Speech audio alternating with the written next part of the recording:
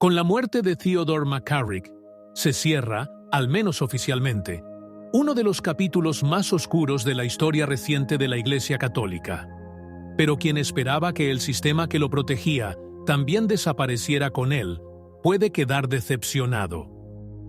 La red de poder que posibilitó sus abusos no ha desaparecido. Simplemente se ha recompuesto. Algunos de sus protegidos todavía hoy ocupan los puestos más altos de la jerarquía eclesiástica.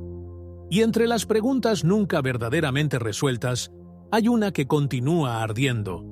¿Cuánto sabía el Papa Francisco? ¿Y desde cuándo? En este video repasamos aquello de lo que muchos evitan hablar.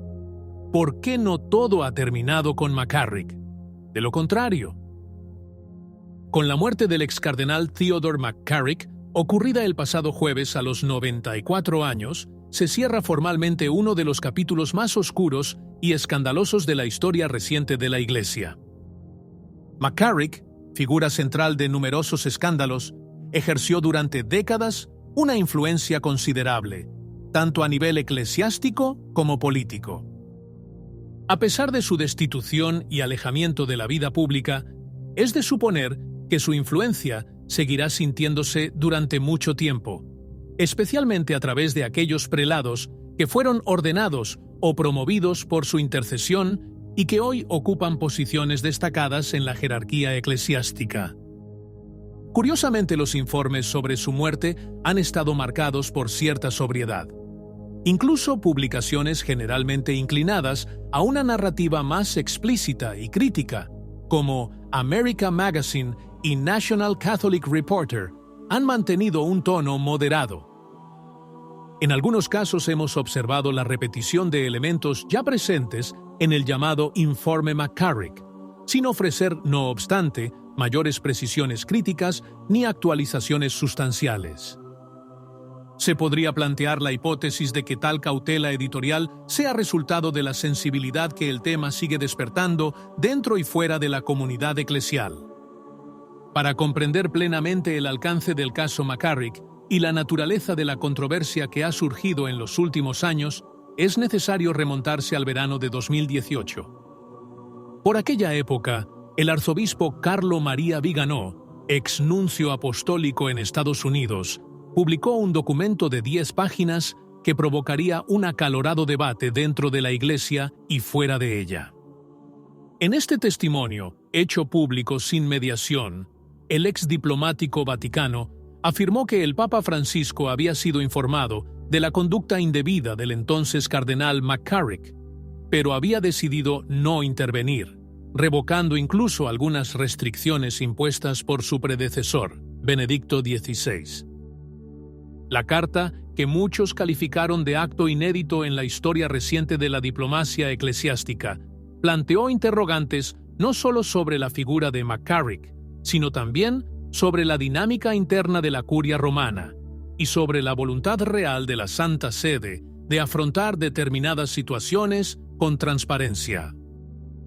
La reacción oficial llegó unos 2 años después, con la publicación del Informe McCarrick, un dossier vaticano que intentaba reconstruir cronológicamente los hechos y responsabilidades.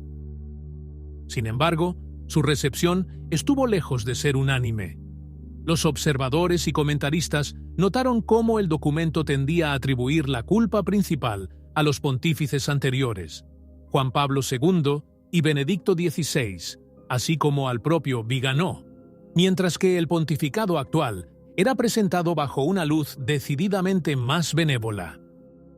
La discrepancia entre las acusaciones formuladas y el relato oficial suscitó muchos interrogantes, especialmente entre los fieles más atentos a la dinámica de la transparencia eclesial. En el contexto de la publicación del Informe McCarrick, surgió un elemento que atrajo particularmente la atención: la imagen construida en torno al Papa Francisco como un reformador decidido a erradicar los abusos dentro del clero. Sin embargo, esta representación ha sido objeto de análisis crítico, especialmente a la luz de episodios anteriores que involucraron a otros miembros del clero, lo que parecería delinear una actitud menos resuelta ante casos similares. Varios observadores han recordado, por ejemplo, cómo el actual pontífice ha gestionado algunas situaciones delicadas, entre ellas la del sacerdote esloveno Marko Rupnik. A pesar de las graves acusaciones de carácter moral y espiritual, el religioso ha sido protegido durante mucho tiempo con medidas concretas, lo que suscita dudas sobre la aplicación efectiva del principio de tolerancia cero. Del mismo modo, se cita a menudo la historia del entonces obispo argentino Gustavo Sanchetta. A pesar de estar bajo investigación por presuntos abusos, fue acogido en el Vaticano en un rol administrativo, lejos de miradas indiscretas. Estos episodios, combinados con el caso McCarrick, plantean preguntas sobre la coherencia y la eficacia de la estrategia adoptada por la Santa Sede para gestionar situaciones tan graves. En último término, se trata de una cuestión que no puede ser desestimada con generalizaciones o eslóganes tranquilizadores, sino que exige una seria confrontación con los hechos y con los modos en que, de vez en cuando, las autoridades eclesiásticas han reaccionado a las acusaciones lanzadas contra miembros del clero. La discrepancia entre las declaraciones oficiales y las acciones concretas sigue siendo, para muchos, un problema no resuelto. La muerte del ex cardenal Theodore McCarrick, figura central en uno de los escándalos más graves de la historia reciente de la Iglesia estadounidense, no ha cerrado el capítulo que lleva su nombre. Por el contrario, su legado continúa suscitando temores, divisiones y preguntas sin respuesta. La paradoja es evidente. Mientras por una parte crecen los llamados a la transparencia y a la purificación eclesial, por otra, asistimos a la promoción y valorización pública de figuras cuya integridad moral es, como mínimo, objeto de debate. Es el caso del cardenal Robert McElroy, actual arzobispo de Washington, que le sucedió en el mismo lugar que era el teatro central del poder de McCarrick. McElroy ha sido presentado por medios como CNN como una voz líder en el proceso de sanación de la Iglesia, un punto de referencia en la protección de menores y víctimas. Sin embargo, su propio pasado episcopal estuvo marcado por acusaciones específicas. Según varios testimonios, ignoró las denuncias sobre clérigos sospechosos de abusos o conductas inapropiadas, y no intervino con prontitud. Entre las voces más fuertes que cuestionan la credibilidad moral de McElroy está Rachel Mastromarino, quien afirma que el actual cardenal encubrió a un sacerdote que durante meses la manipuló y abusó de ella, en formas descritas como ritualistas. El hombre, ahora destituido del clero, aparentemente fue defendido y protegido durante los años en que McElroy ocupó puestos de responsabilidad. Mastromarino afirma no haber recibido nunca una sola palabra del cardenal, ni siquiera en privado, y denuncia la hipocresía de un sistema que eleva a símbolos de renovación a quienes, en realidad, habrían actuado en continuidad con la lógica del encubrimiento.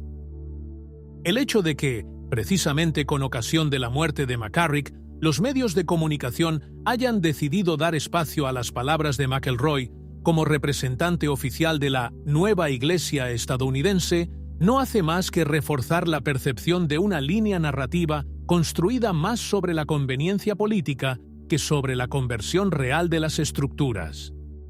Así, pocos días después de la desaparición de McCarrick, no se puede dejar de observar cómo su influencia, más que haber desaparecido, parece simplemente haber sido transferida a nuevas figuras, igualmente comprometidas, pero culturalmente más aceptables. En el torbellino de reacciones que siguió a la muerte de McCarrick, un silencio en particular fue sorprendente, el de aquellos más cercanos al Papa Francisco. Voces habitualmente activas en los comentarios sobre cada dinámica eclesial han evitado cualquier referencia directa al vínculo entre el Papa y el ex cardenal, aunque está documentado que Francisco fue informado de las acusaciones ya en los primeros años de su pontificado. Junto al Papa, figuras designadas por él o de su confianza cercana, como los cardenales Tobin, Cupich y McElroy, aparecen hoy en posiciones centrales, pese a que han surgido dudas sobre su manejo de casos similares. En este contexto, el legado de McCarrick parece menos obsoleto que redistribuido, reformulado de un modo más compatible con la imagen progresista del pontificado, pero no necesariamente más transparente. ¿Qué opinas? Si te gustó el vídeo, comenta amén. Que Dios te bendiga.